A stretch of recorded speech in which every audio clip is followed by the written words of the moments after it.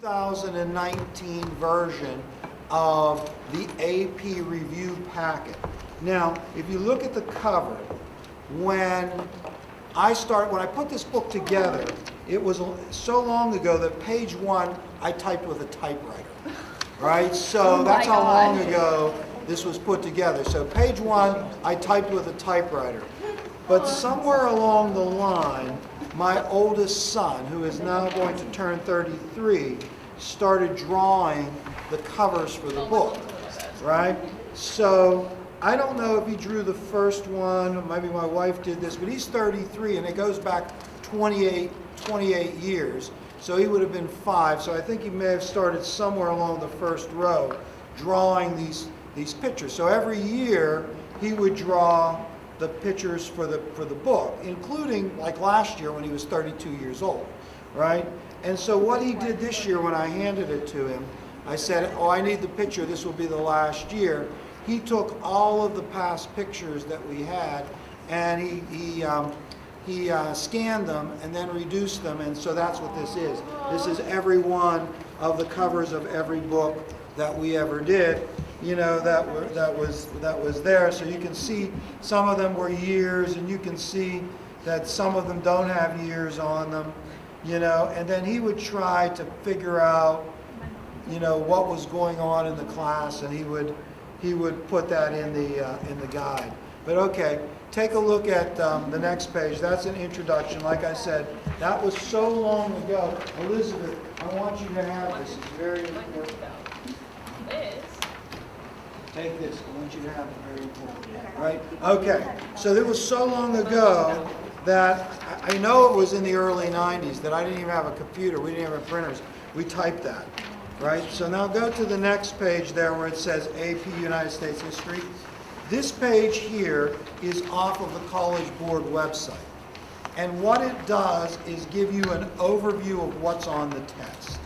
So you can see there that it talks about, you know, the AP History course, you know, what you have to do, primary, secondary evidence, the time frames. And you can see right now we are in period number 7. So we're in the period 1890 to 1945. You know, we'll just dabble into period 9, right? You know, but we'll do some things in review sessions there. You can flip the back of that page, and there is a discussion of what's on the assessment, right, for the AP test. And in terms of the assessment, when you actually go to take the test, right, you'll start out with a part that will have 55 multiple choice questions. So when you come in to take the test, you know, that's in 2 parts. Part 1 is 55 multiple choice questions and 3 short answer. So part 1 has A and B. Section 1 has A and B. 55 multiple choice and 3 short answers. Now, in terms of those multiple choice, they all are based on something. When I say based on something, either it's a photograph, and below here there was a photograph of that, and many of you saw that woman who was moving westward, and behind her there were people chasing Indians, and they were rolling railroads, and you've seen it. Some of you put it on your West, you know, refer to it in your West project. And so something like that might be there, and then there may be 3 or 4 questions about it, right? Or there may be 2 sources and 3 or 4 questions about it. Or 1 source and 3 or 4 questions about it. But every one of the multiple choice questions is connected to some kind of primary, secondary source. A comparison of 2 sources, something like that. So at the end of the day, there aren't a tremendous amount of topics that are actually covered on the test, because with 55 multiple choice questions, it might only be 15 total topics or 16 total topics that they actually asked you about. Now, the day before we take the AP test, I'll give you a 55 question test just like this, and it will count as your final, and it will be a grade, right? And it will be on everything.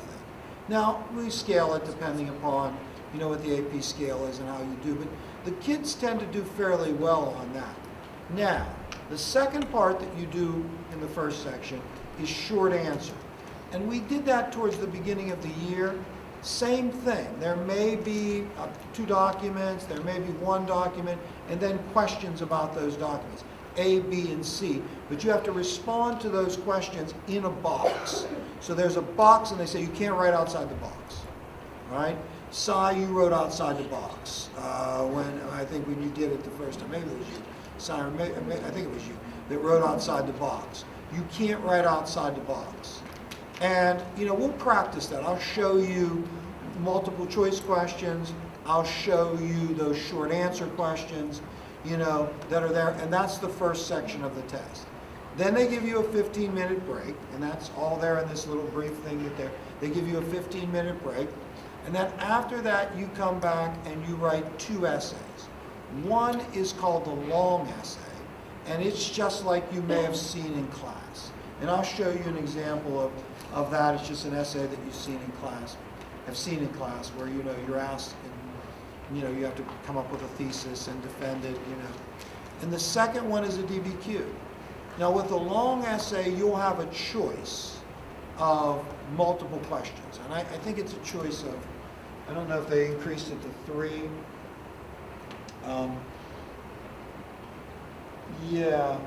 3 different questions. So you have a choice of 3 different questions, right, from different time frames. So one will be, time frame 1 and 2, and one will be, so you have 3 different questions. The DBQ, everybody has the same DBQ, right? Everybody has to answer the same DBQ. And so that's the second part. And the whole test, depending upon how long the break is, and the test is, I think, 3 hours total time that you have.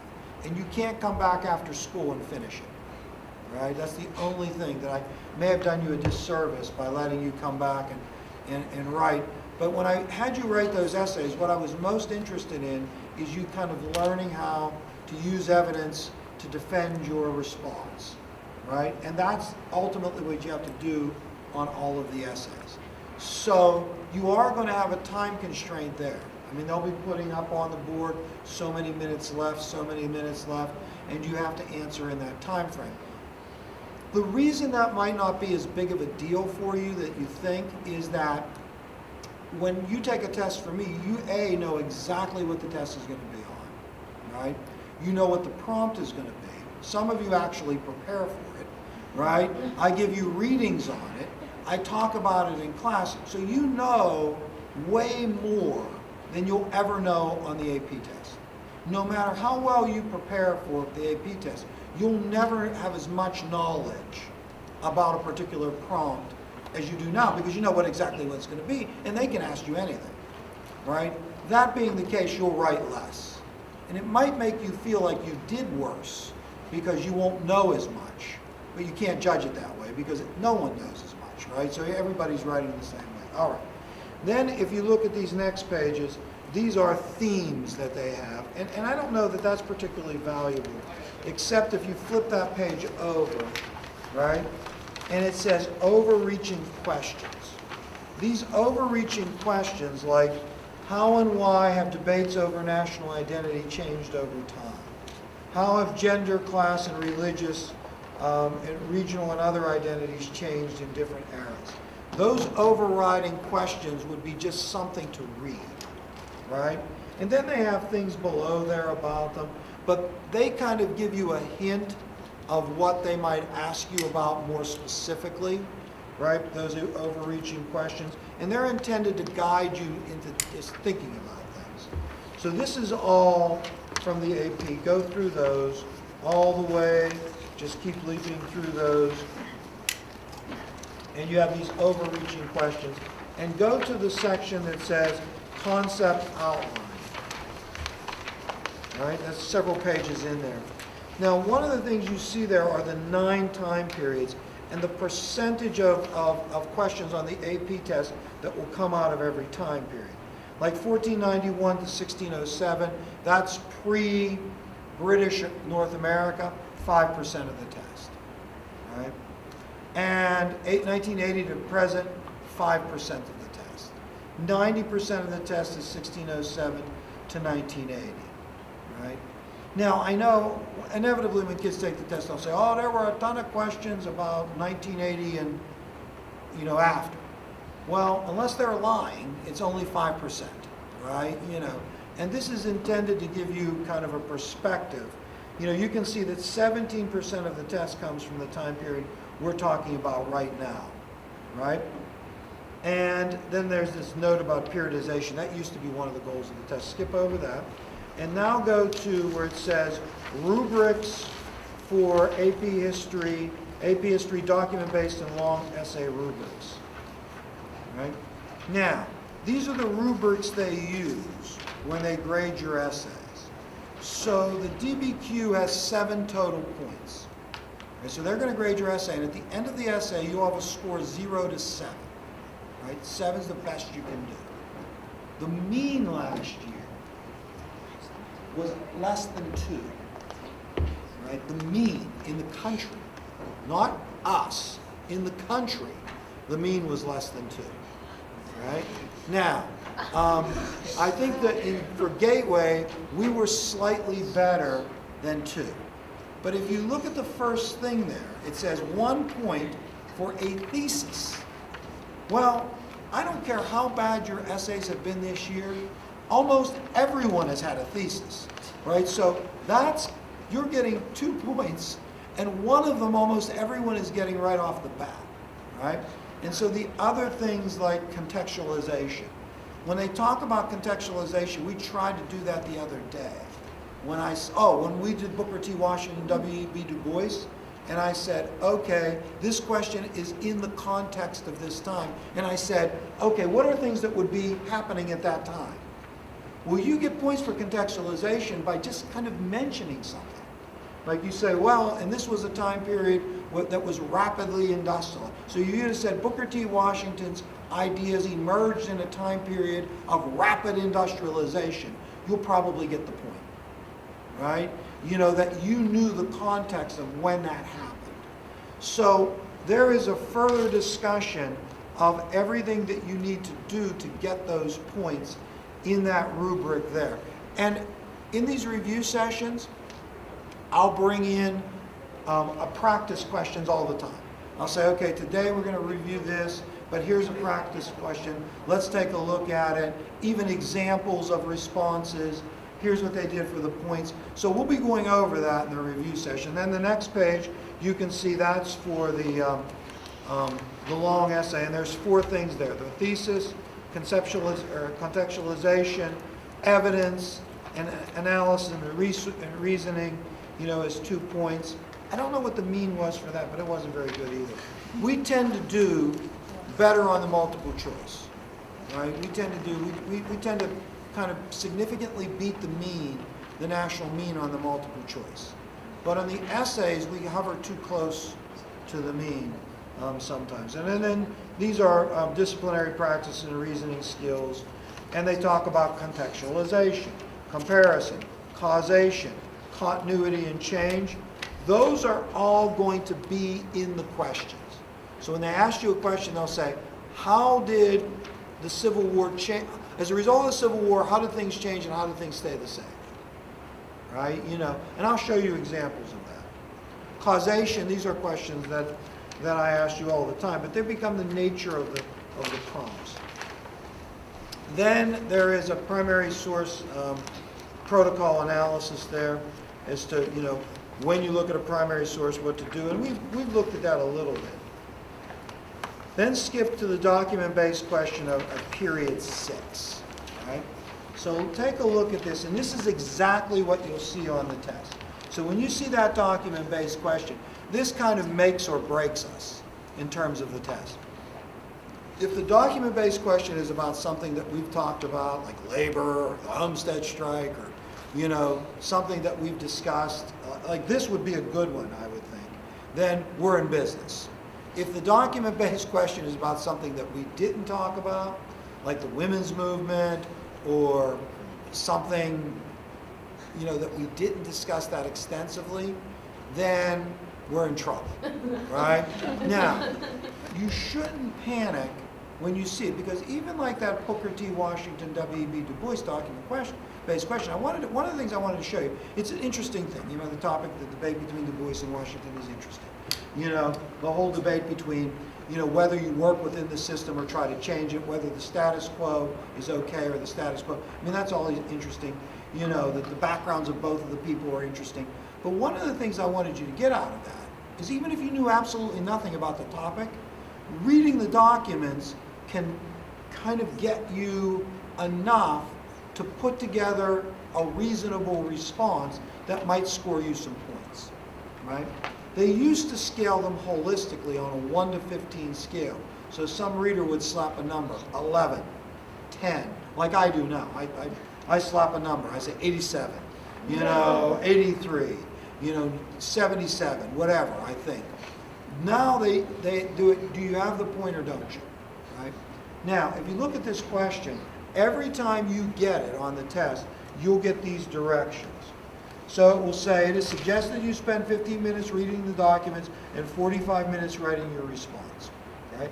You may begin your response before the reading period is ended. So they used to force you not to do it. Now they're going to give you fundamentally an hour to answer the question, right?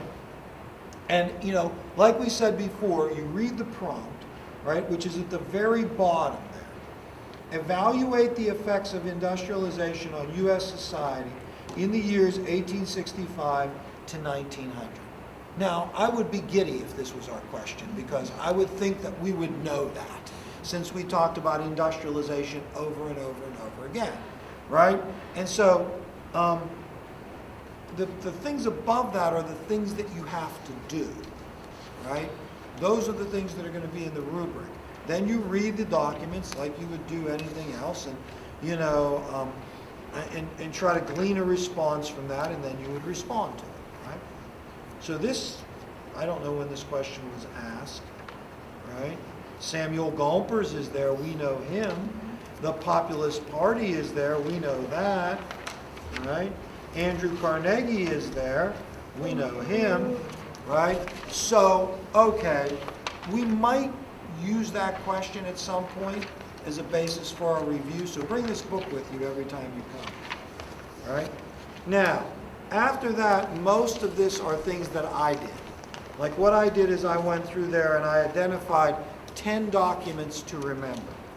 Now, the AP was under fire from conservatives. Your people, Josh, right? Your people, conservatives, because they said it was too liberal of a test, that it talked too much about minority groups, and it talked too much about, and it didn't talk enough about the founding documents, right? So, the AP responded to that by saying, well, yes, we do, and they put a special emphasis on the founding documents. The 3 founding documents that you can be sure that you are going to see in some level in the test are the Declaration of Independence, the Constitution, and the Federalist Papers.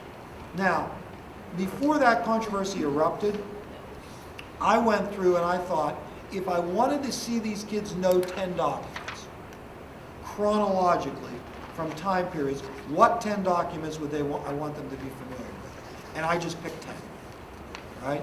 And I identified them, and in most cases, what you see there is some kind of quote from that document. So I did have Federalist 10, and I did have the Declaration of Independence. I didn't put the Constitution, didn't think about it. I had Garrison, you know, with the Liberator, Andrew Jackson's Bank Veto 32, right? And if you flip the page, Lincoln's House Divided speech, Plessy versus Ferguson, absolutely must know Plessy. I mean, there will be several Supreme Court cases that will be asked about, inevitably. But the other thing you might want to do is remember, you're trying to contextualize, right? To get that second point. You get a third point, you're beating the national average by 50%, right? You know, if you get a 3 on this test, then you're like golden. You know, I mean, if the national average is less than 2, right? So, like, to use Plessy versus Ferguson and to associate it with Jim Crow, right, shows a level of sophistication in your writing. You know, Lincoln's House Divided speech, you know, that you know, we're either going to be one or the other. You know, the assertiveness of slavery. You can do that. Now, we haven't talked, the Truman Doctrine we'll talk about. Martin Luther King's letter from a Birmingham jail we'll talk about in class.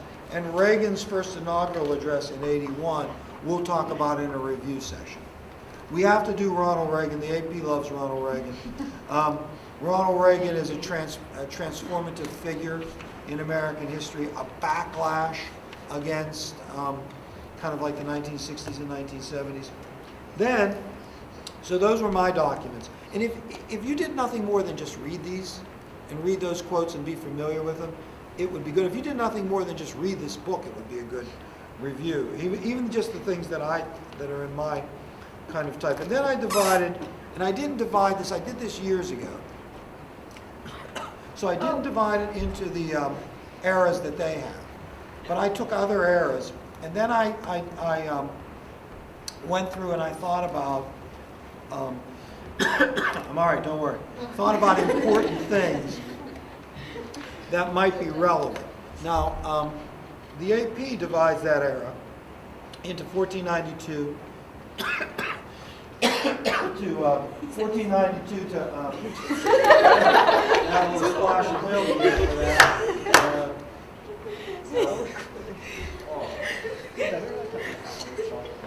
I'm good now. 1492 to 1607. But I divided it there, and I said to myself, what would be things that I would want the kids to know? So if we pick that era to review, bring this book and if we review it, if I'm just talking, we're reviewing it, I'll go over those things. But even if you're going through here and you say to yourself, Columbian Exchange, well, everybody knows what that is, right? You know, Columbus came over here and he brought, you know, germs and stuff, and they brought like turkeys back to the, you know, I mean, food and, you know, microbes and people and everything. But you look at those things and you say, John Smith, who was that? Oh, I don't remember. Maybe I should look that up. John Winthrop. Those were the two people that we associated with that colonial period. Probably the only two names we actually mentioned. The model of Christian charity is Winthrop's speech on the Arabella. And that's the speech where Winthrop says, you know, this should be a city on the hill. You know, we should be like a city on a hill. And the reason that's so important is that becomes like a theme in American history. That America has a special destiny, you know. And anything that goes along with that theme might be something that you could. And so then you see I do this for the Revolutionary period, and I'm always going to identify some things like the Battle of Saratoga, the only battle you really need to know. Common Sense, James Otis. And then if you go down to the next era, Federalist 10, the Embargo Act, Washington's Farewell Address is another kind of transformative document because it influences things later. Right? One of the reasons people are reluctant to get into World War I is Washington's Farewell Address. Anytime you can make connections like that, you know, is helpful. Remember we saw you in the parking lot. Brendan, we saw you in the parking lot. We drug you out. You were going to go home. He was going to go home with the other kids. Yeah. And then, you know, you see these other things like the gag rule, and you can take a look at those. And in particular, if you get to the last one, post-war America, those, you know, we'll mention, but not with the same kind of intensity that we're mentioning other things. So you might want to go down and actually look at those, right, and maybe read about them. Then I did with page, and the page numbers don't make sense because I've shuffled this book up, right? It says page 22, the presidents. I took every president through, I think, Nixon, and I wrote a summary about each president. And so you could go there and add your own, you know, things that you remember about them or things that you might put in there as you're reviewing. And then even if you just read these again and familiarize yourself with them, I mean, the AP, you know, is very conscious. It is like a, what do they call that? Politically correct. You know, the AP does try to be inclusive, right? So part of that inclusiveness is that American history is not the story entirely of great white men, right? And obviously, with the exception of Obama, every president has been a white male, right? So the AP is going to be conscious of not focusing entirely on great white men. However, after all, they still are the presidents, and you know, as presidents, they influence things that happen in American history. So a familiarity with them, like James Garfield, I'm just looking at. I mean, is it crucial that you know that Garfield was assassinated in the Gilded Age? Probably not. Interesting thing about Garfield, I was in a shop in the University of Michigan, and the wife was trying to set the world spending record in this shop. She was close. They had a gauge. I mean, the Guinness people were there, and she was very close to setting the world spending record. And I was dutifully waiting there, and there was a book on presidential trivia. I think I saw this before. They said James Garfield used to fascinate people because he could write with one hand in Latin and one hand in Greek at the same time. Right? So he could write in Greek with one hand and Latin the other at the same time. Yes. Right? English. Not even English. Yes. Okay. That's not going to be on the AP. So you can see there we go all the way through. Yeah, what if I remember Right? Richard Nixon. Now, there'll be things on the AP test all the way up to through Obama. Right? You know, I mean, there'll be things about Obama on the AP test, or at least about the era. You know, that time period. Now, I kind of disagree with that because that's, you know, kind of unfair. And I don't, it's not worth worrying about, you know. I mean, there are going to be things you don't know. I mean, they just are going to be things that you don't know. Okay, go to the next thing where it says political parties. I traced the political parties. You can see that little thing between the Hamiltonians and the Jeffersonians there. And then I took the important third parties that were there. Now, go to the next page where it says terms, events, and ideas you should know. These are 67 terms. I did these years ago. And there's 67 terms there, and they're in chronological order. When we come on the Saturday to review, this is what we'll do. So we'll do Saturday, Monday, and Tuesday, and we'll work through all 67 terms. And it will just basically be me saying things and asking you questions. And that will give us a general review of everything, right? Everything in American history, sort of, right? You know, but it, you know, I mean, it's obviously taking more time than that. When we come on a Saturday, we'll go for an hour, we'll get pizza, bring $1, right? I'll bring the drinks, not milk. We'll go soft drinks. It's in the afternoon, right? I'll bring the drinks, you bring $1, we'll get a pizza or a couple of pizzas, enough for everybody, and then we'll resume and we'll go till 6, right? So we'll go from 4 to 6. Then we'll come back Monday night at 6:30 and go from 6:30 to 7:30. Here's the thing. In the review sessions, I'm always amused by the fact that the kids get tired. Now, the only one that's working in the review session is me, and I'm 60, and I don't get tired, but the kids get tired, and so we have to quit out. The 17-year-olds get tired. The 60-year-old will go another half hour, but we'll only go an hour that night, and then what we don't finish, we'll finish on Tuesday. So these terms will be there, and then you can take notes next to these terms and review them, and it will give us a good chance to go over everything, right? Then, skip over those, and you can see there's 67 of them. And then there are important women in American history. Woefully lacking, my fault, on women's history. My fault, woefully lacking. There is an entire kind of theme of women asserting themselves in terms of rights and equality, beginning with the Revolution. And the AP loves this theme, right? They love this theme. I do a very poor job of covering it, right? Now, one of the things that you might want to do, and I thought to myself, okay, in terms of women that we may have talked about and may not have talked about, that might be influential in some ways, who would we identify? Well, Anne Hutchinson is certainly one. Dorothea Dix is just a personal one, obviously, because she advocated for the mentally ill, and I have a mentally ill, son, that's important to me, and I think she's inspiring. She gets on the list whether she's important or not. But I do think she represents women in terms of reform. And that's where women emerge and assert their influence in the 1830s. Okay, here are women engaging in these reform movements, and then in the progressive era as well. And that eventually leads to them getting suffrage, right? Their importance in these reform movements. So there's lots of people there in union movements, right? So you could take a look at that. And then the last thing there is legislation to remember, right? And these, again, would be things that I would think about, that I would say, these are pieces of legislation that I think that the students should know, right? And if you look at them, what you'll notice is they're federal legislation, federal laws.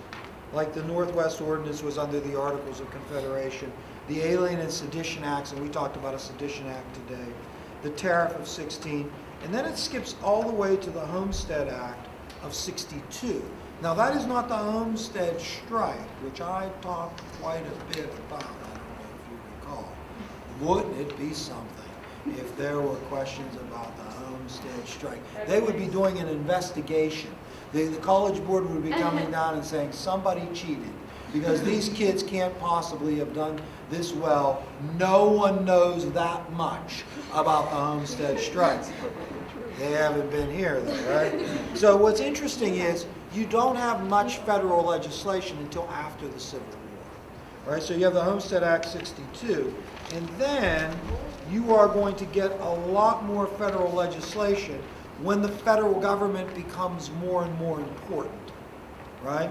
So like the Sherman Antitrust Act, the Pure Food and Drug Act, the Federal Reserve Act, the National. We'll talk about all of these pieces of legislation that you see on here at some time or another.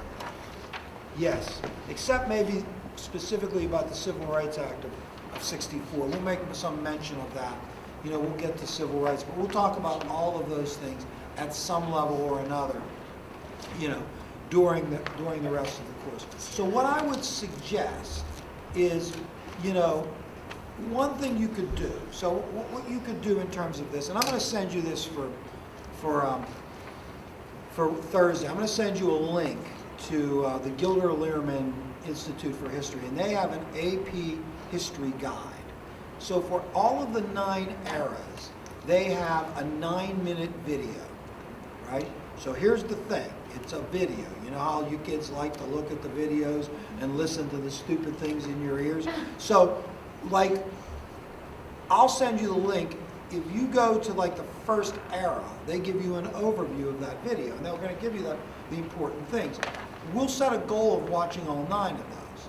Now, underneath those videos, they have a timeline of events and other things, and they also have primary sources that are associated with that time. If you just watch the video, look over the timeline, and just look at the sources, don't even open them, just look at the sources, what they are, it will be helpful, right, for you in preparing. Now, in addition to that, you have these books, right? And so you can look at outlines of these books or anything there that you might want to take. But what I would do is, for now, this is April, right? At some point, I would think to myself, okay, I'm going to start studying on my own a little bit, right?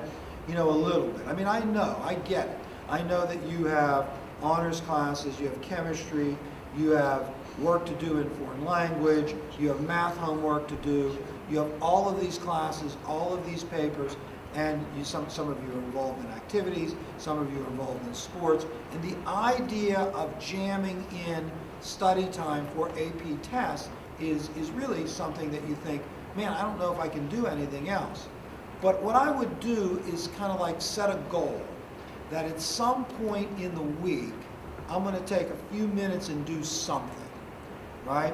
Now, one of the things that you could do is watch those videos, and I'll be sending you reminders. I'll say, watch this video, and put the link on there, and I'll send you reminders. I'll even put in the reminders things like remember this or remember that. So even if you just read my messages, it will be helpful, right? To do that.